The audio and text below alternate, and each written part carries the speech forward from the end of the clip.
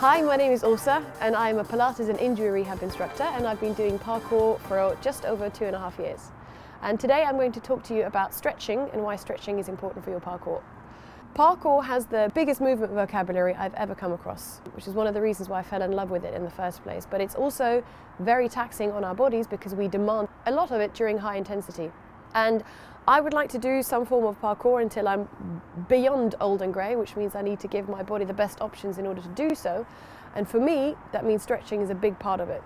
I would say there are 3 main reasons to stretch. There is stretching to warm up, which is basically what the description says, you warm up with gentle stretches. Then there's stretching to increase your flexibility, let's say if you wanted to get your leg higher up. And then there is stretching to maintain your flexibility and movement. The latter falls for me under injury prevention, and that is the type of stretching that I'm going to talk to you about. So what do I mean by injury preventative stretching? Well, in very broad and basic simple terms, your body is made up of bones, ligaments, muscles and tendons, and they work in perfect synergy with each other. But in order for that to be, they also need the perfect spacing within each other. And your muscles are attached to your bones via a tendon. When you train, the muscle contracts.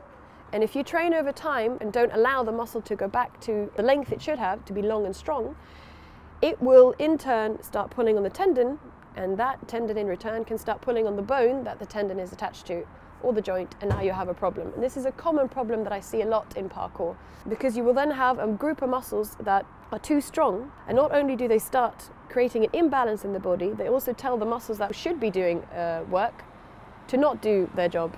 Classic example are your hip flexors. Typical example is when you're jumping. If your hip flexors are too tight, what they will tell your bum to do is to not to worry about it, because the hip flexors are going to do the job of the jump. So having too tight hip flexors can actually mean that you're not max jumping because your glutes are not firing up like they should. While parkour is using the space outside, I stretch to keep the spacing within, and so I can create the best environment for my body to produce max force. So how long and when should I stretch? To stretch to keep your flexibility and to maintain your mobility, I would keep separate from your parkour. If you've been out training for 2 to 3 hours, your muscles have actually, by that time, they're kind of broken down to be repaired. And if you then go into an intense stretching session, you can actually cause yourself more damage. I would cool down and then do it in the evening, or even better yet, do it the day after. And then really focus on just stretching.